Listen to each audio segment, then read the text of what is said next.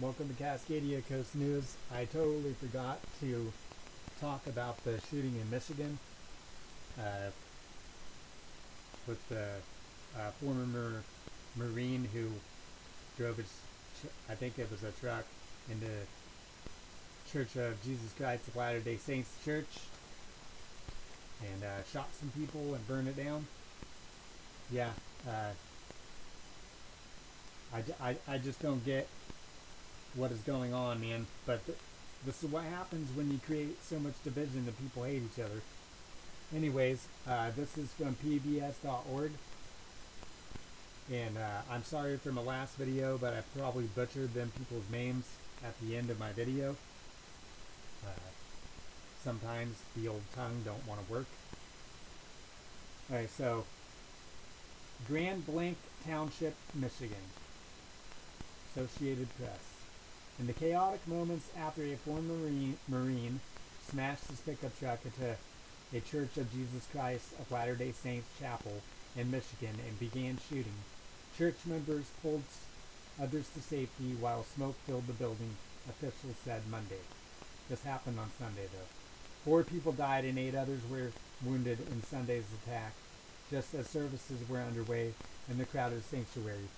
Authorities feared they would find additional victims, but by Monday everyone was accounted for after a sweep of the charred ruins, police said. Investigators were focusing on what motivated the 40-year-old veteran to open fire and set ablaze the church in Grand Blanc Township, about 60 miles, 96 kilometers north of Detroit. The suspect was also killed while exchanging gunfire with 2 other officers, said Township Chief of Police William Rainey. 8 people, ages 6 to 78, were injured, including 5 with gunshot wounds, the chief said. Others suffered smoke inhalation. This was an act of evil violence, Rainey said. The FBI considered the attack, the second on an American church in a little over a month, an act of targeted violence, said Reuben Coleman, a special agent in charge for the Bureau. You see,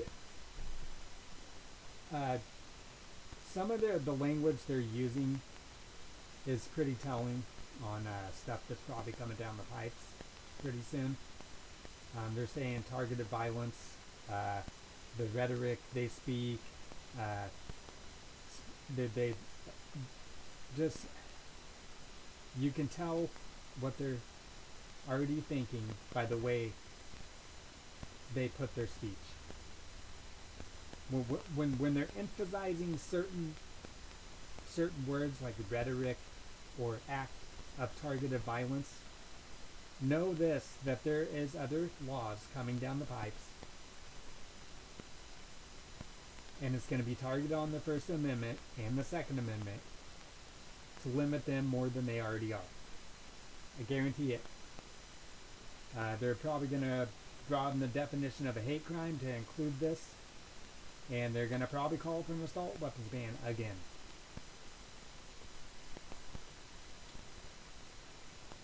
Investigators declined to discuss possible motives during a news conference Monday.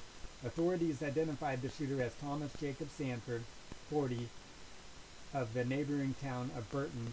Investigators deployed a robot while searching Sanford's residence Sunday, but did not say what they found or provide any additional details about him, including whether he had any connection to the Church of Jesus Christ of Latter-day Saints, widely known as the Mormon Church. See, that makes me not understand this.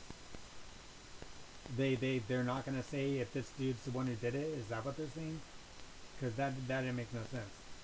White House Press Secretary Caroline Leavitt said investigators were looking into how much planning went into the attack and whether any clues about the motive were left behind. From what I understand, based on conversations with the FBI director, all they know right now is that this was an individual who hated the people of the Mormon faith, she said Monday during an interview on Fox News channels Fox and Friends. And so, I read somewhere that supposedly this guy was a Christian. Well, these acts that he did proves that he's not a Christian. For one thing, you can't hate other people and be a Christian. You can just like what they do, but you're not supposed to hate anybody. Heroic efforts at the church. Employees from a nearby hospital were inside the church at the time of the attack and jumped into action, said Dr. Michael Danick, medical chief of staff for Henry Ford Genesis Hospital, where most of the victims were treated. He described how the employees went in and out of the fire to help drag people out. Those on the scene were absolute heroes, Danick said. Michigan Governor Gretchen Whitmer said a Grand Blanc police officer and a conservation officer with the State's Department of Natural Resources brought down the attacker. The DNR officer was on duty nearby when he responded, said Mark Curtis, an attorney representing him. I can tell you that he acted without hesitation, Curtis said. Well, that's good. That's what you're supposed to do if you're in that position. Crews in the white coveralls and hard hats searched through what remained of the church Monday morning. The suspect's silver truck with 2 American flags in the back remained where it had smashed into a brick wall near the sign that says "Visitors Welcome." Across the street, there was an SUV with apparent bullet holes in the windshield and a driver window. A woman who knew Sanford saw him 2 days before the attack and said that while she and her daughter were crossing a street, he revved up his truck and started driving toward them, causing them to jump back. Kara Pattison told WDIV-TV that Sanford was laughing and said, "Oh, got you guys." That's some pretty odd behavior right there. Sanford apparently used gas to start the fire and had also an explosive device. He had IEDs, I guess. That's what they're saying. You know, I'm not sure how much of this is actually true.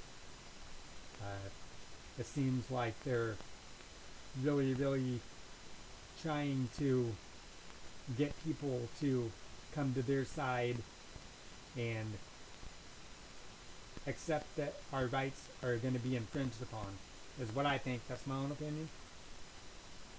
Flames and smoke poured from the church for hours after the attack. The fire gutted nearly all the building, consuming its towering white steeple and sanctuary. Only its outer walls and a few side rooms remained standing.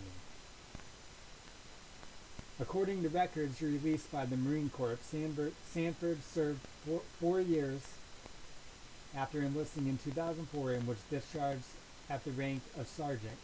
He deployed once to Iraq for 7 months and was awarded a Good Conduct Medal, indicating 3 years of service without any major infractions. The shooting was the latest of several attacks on houses of worship in the U.S. over the past 20 years, including one in August that killed 2 children at the Church of Annunciation in Minneapolis. The shooting occurred a day after Russell M. Nelson, the eldest ever president of the Utah-based faith, died at 101. Donald H. Oaks, expected to be the next president per church protocol, posted his condolences on social media. We all seek answers and understanding in the wake of trauma, shock, and grief, he wrote. We are all grateful of all who are reaching out with service prayers and words of support during this difficult time. This whole dang freaking last decade's been a difficult time. Michigan's governor, a Democrat, said he spoke with Republican President Donald Trump and that he shared his condolences. We cannot continue living like this, Whitmer said. No crap. Brandon Malone, a member of the Church of Jesus Christ of Latter-day Saints, who was attending services at a different church Sunday morning, said his congregation was evacuated when they heard about the attack. Everyone's in a state of shock right now, he said, adding he knows quite a few people who were in the Grand Blanc church. We viewed the church and our worship services really as a sanctuary. So, I'm pretty sure that Democrat media outlets are going to be pushing the fact that that he was a MAGA Republican,